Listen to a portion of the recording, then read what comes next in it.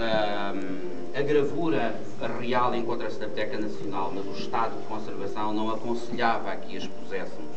E, por conseguinte, o Damião de Góis, na crónica do rei Dom Manuel, ele era nosso feitor, estava na CEE na altura, na União Europeia, estava em Bruges, na feitoria portuguesa, era muito amigo do maior artista da época, que era o Rubens, e pediu-lhe que fizesse um retrato. E isto é secundário, é ilustrativo.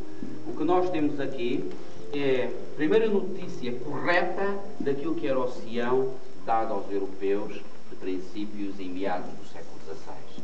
A existência daquele país, daquela mandala, vocês conhecem mandalas tibetanos, aquelas coisas que eles com um pozinho fazem no chão. Eles não chamam países. Mandala quer dizer, é uma circunferência, no centro está o rei, que é o responsável, o intermediário entre o intérprete e o homem que aplica com justiça os ensinamentos de Buda e os transmite e mantém a ordem social instaurada sobre valores de bondade, de ajuda, de tolerância, tudo aquilo que são características do budismo. Isso não há países nem há fronteiras nesta região. Fronteira ter uma cancela, a partir daqui é a partir daqui é a Espanha, ali já é a França, eles não tinham.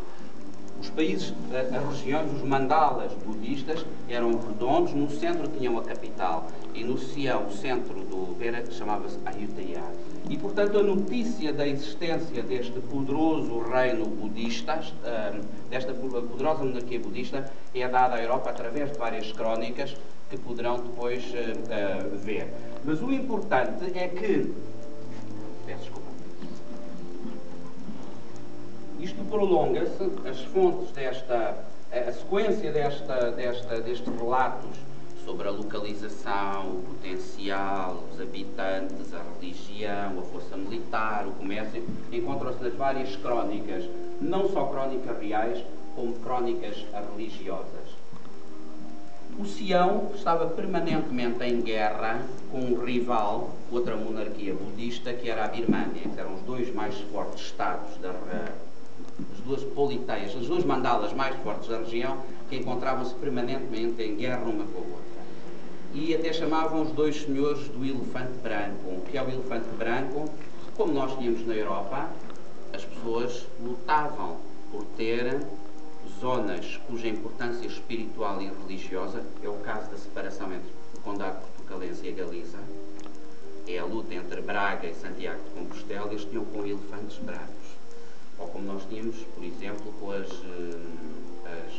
relíquias dos santos. Eles tinham elefantes brancos. O que é o elefante branco? É um elefante albino, que muito raramente surge nas florestas e era dito como um símbolo, um talismã que trazia prosperidade, riqueza, força à pessoa que o detivesse.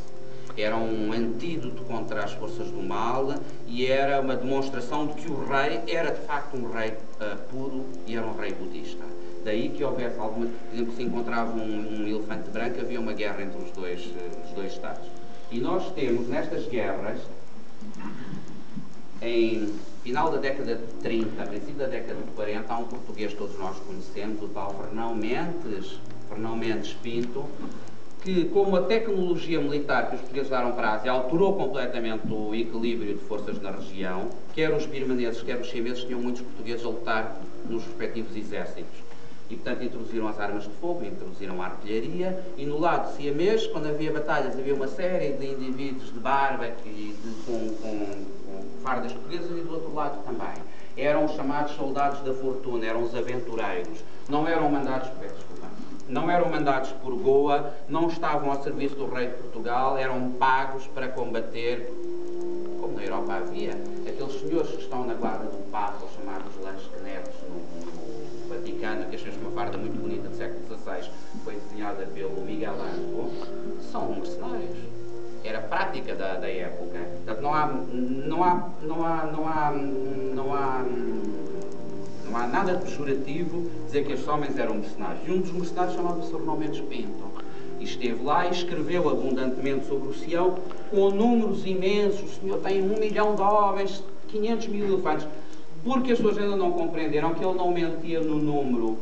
A grandeza do número, até há muito pouco tempo, nós vamos ao campo, já não há campo em Portugal, íamos ao campo e perguntámos às pessoas, há quanto tempo é que isto é do tempo dos mouros, é um número grande. E eles não sabiam que era mais de 1000 ou 2000. A maior parte das pessoas não sabia, não tínhamos quaisquer ilusões.